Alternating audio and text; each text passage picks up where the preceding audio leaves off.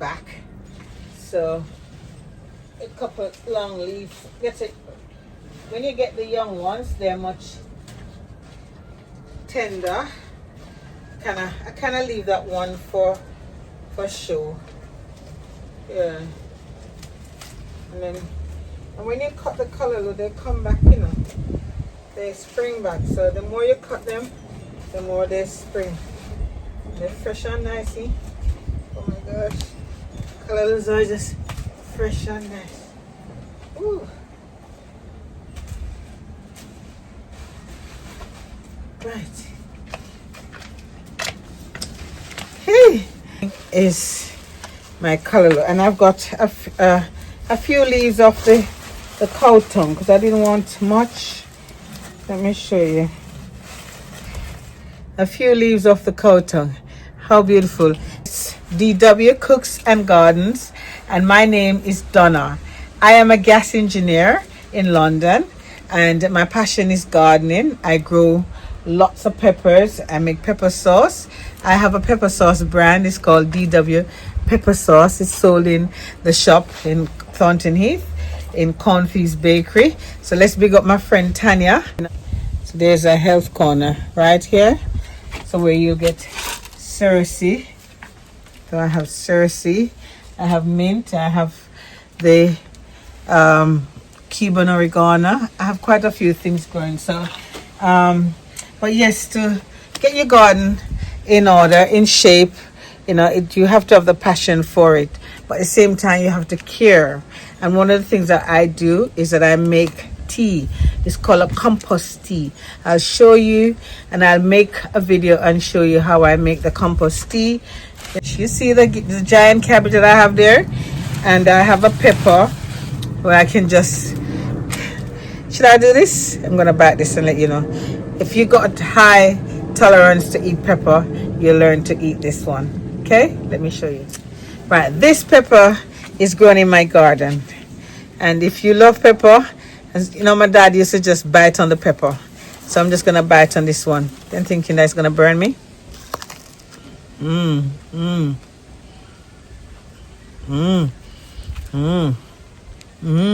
Guys, rain fell, so I had to run in. I had to run inside. So one of the things that I do while I'm in the garden here today is to strip back some of the pepper.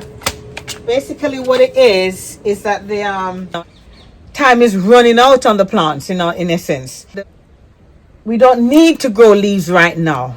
They're feeding them with nitrogen, give them leaves. We want to give them potassium, you know, food to feed them so the plants can grow sweet, eat, you know, big and fat and nice and pretty, and you know what I mean. So what I'm going to do is to strip back some of the leaves off the bottom. If I show you, I don't know if you can see. Hold on, let me move this out of the way. So on here, I need to move the pots out of the way. There's so much to move around in this garden. I don't have much space, but I'm going to take a plant and show you. It's okay, hold on. Let me get this out of the way. So this is, for example, guys, this.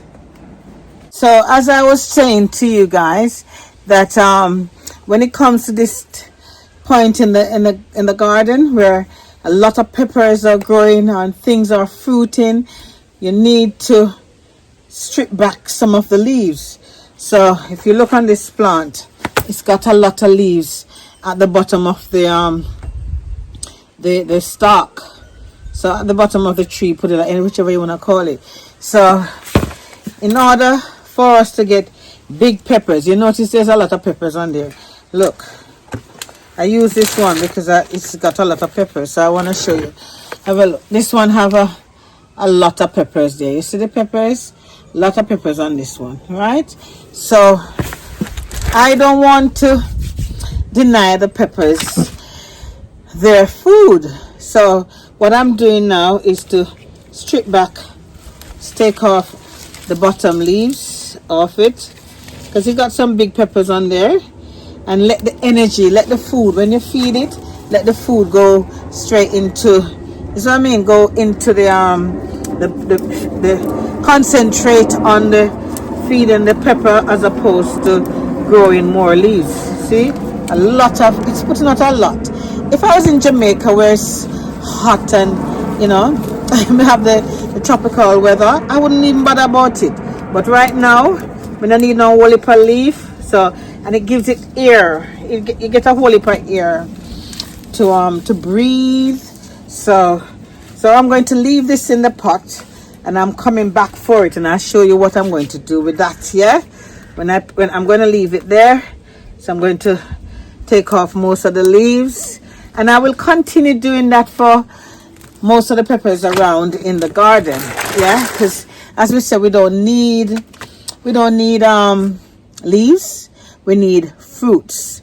Right, so I'm going to show you because you might think, how the hell she grows all these peppers? So this is one of my favorite peppers to grow. This is the Trinidad scorpion pepper, and as I pointed out, we don't want leaves and more branches right now. So if you look, there's a branch at the bottom of this pepper plant here. I don't want no more, so I'm going to strip that back. You can stick in the earth if you want to get another one if I was in Jamaica, but no, we're just going to strip that back and concentrate on growing peppers and not leaves. Take out the leaves. Yeah, so see, so that look much better. So more air, more sunshine, more light will get to it. Even on this one, you see, look, you see there's two peppers in that Y. You see in the Y, I've just taken the leaf off it, and that will give it more time and more food. I'm a happy girl today because I'm in the garden and I love it. Right, you may ask, what type of pepper is it? This is a jalapeno. This pepper here is called a jalapeno. Right, let me keep this in there. But what can you see the difference with this pepper? Look, I mean, this, we can strip some of the leaves from there, but him all right. He don't really need much stripping back. Him good. But can you tell me the difference with this pepper? Can you see anything different there? Look, there's a red one there, and it doesn't ripe red. It don't ripe red, but there's a red one there. So I can zoom in and show you that this pepper is significantly different from all the others. That one is this tomato pepper. It is very deceiving. Don't think it's not hot. It's very hot.